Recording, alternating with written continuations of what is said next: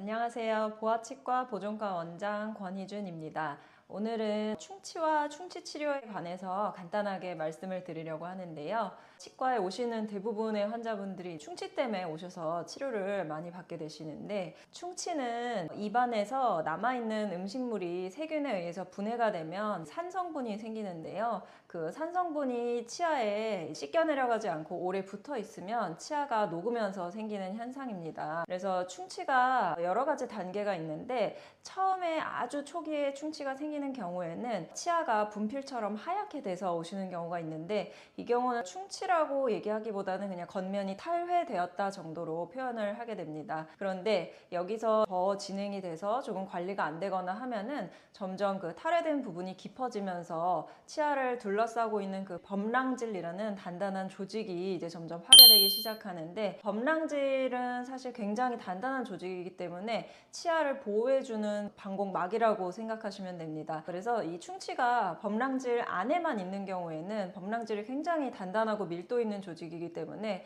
충치의 진행 속도도 느리고, 또 충치가 범랑질 안에만 생긴 경우에는 저희가 초기 단계라고 파악을 하고 치료하지 않고 두고 보는 경우도 꽤 있습니다. 하지만 관리가 계속 안 돼서 이 충치가 범랑질 속에 있는 상아질까지 이제 도달을 하게 되면, 상아질은 범랑질에 비해서 굉장히 소프트한 부드러운 조직이기 때문에 그때부터 충치의 진행 속도가 빨라지고, 그리고 상아질로 충치가 진행되게 되면 약간의 이제 증상이 좀 나타나기 시작합니다. 그래서 저희가 엑스레이를 찍어봤을 때 충치가 상아질에 도달을 해서 이제 퍼지기 시작한다, 일단은 이제 치료가 필요하다라고 판단을 하고 환자분들께 치료를 권해드리게 됩니다. 그래서 이 충치가 상아질을 지나서 더 깊이 내려가서 신경까지 가면은 그때는 이제 신경치료까지 진행을 하게 되는데, 아무래도 이제 신경치료가 할 정도가 되면은 이가 많이 시리고 아프다라는 증상을 호소하시면서 병원에 내원을 하게 되시거든요. 충치는 처음에는 대부분 증상이 없다가 많이 진행돼야 증상이 생기는 경우가 대부분이기 때문에 증상이 없으셔도 치과에 자주 오셔서 정기검진을 받는 게 좋습니다. 이제부터는 충치 치료에 대해서 알아볼 건데,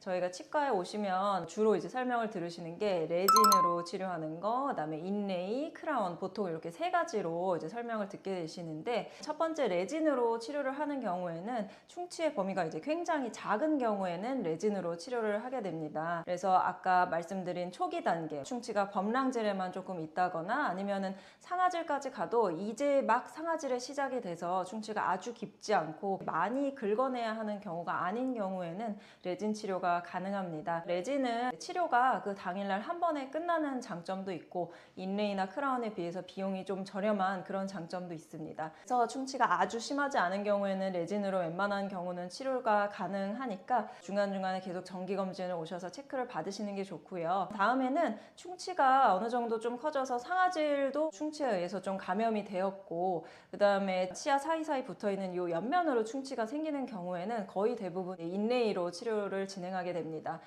이런 옆면 충치의 경우에는 레진으로 떼었을 경우에 이 옆면의 형태를 만들어주기도 어렵고 하기 때문에 보통은 이제 인레이라고 해서 치아를 형태를 다듬어서 본을 떠서 다음번에 한 번 더 오셔서 만들어진 인레이를 붙이는 치료를 진행을 하게 되고요. 아무래도 인레이 같은 경우는 이제 본을 떠서 기공소에서 그 형태를 정교하게 만들어서 제작을 해오기 때문에 치아의 형태를 어느 정도 정교하게 복원하기가 더 용이한 치료고요. 치아가 이제 인레이에 들어가는 재료도 레진보다는 대부분 더 강도가 높은 재료를 쓰기 때문에 충치의 범위가 좀 넓어진 경우에는 인레이를 대부분 하게 됩니다. 인레이 재료는 금이나 요즘은 치아색 나는 재료도 많이 나오기 때문에 그 둘 중에서 나에게 적합한 재료를 설명을 들으시고 고르셔서 진행을 하시면 되시고요. 마지막으로 이제 크라운의 경우에는 인레이를 할 수 없을 정도로 치아가 많이 좀 파괴가 됐다, 충치가 심하다, 그럴 경우에 크라운을 진행을 하게 되는데, 크라운을 씌운다라는 거는 기본적으로 어느 정도의 이제 충치가 꽤 진행이 됐기 때문에 신경치료를 하게 되는 경우도 꽤 있습니다. 그래서 신경치료를 다 하고 난 후에 크라운을 씌우는 경우도 있고, 신경치료를 하지 않지만 충치가 꽤 깊어서 치아의 많은 면을 저희가 수복을 한 후에 크라운을 씌우는 경우도 있습니다. 그래서 이제 크라운과 인레이를 그럼 언제 하냐, 조금 더 구체적으로 구분하는 기준은 치아를 이렇게 정육면체의 모양으로 생각을 했을 때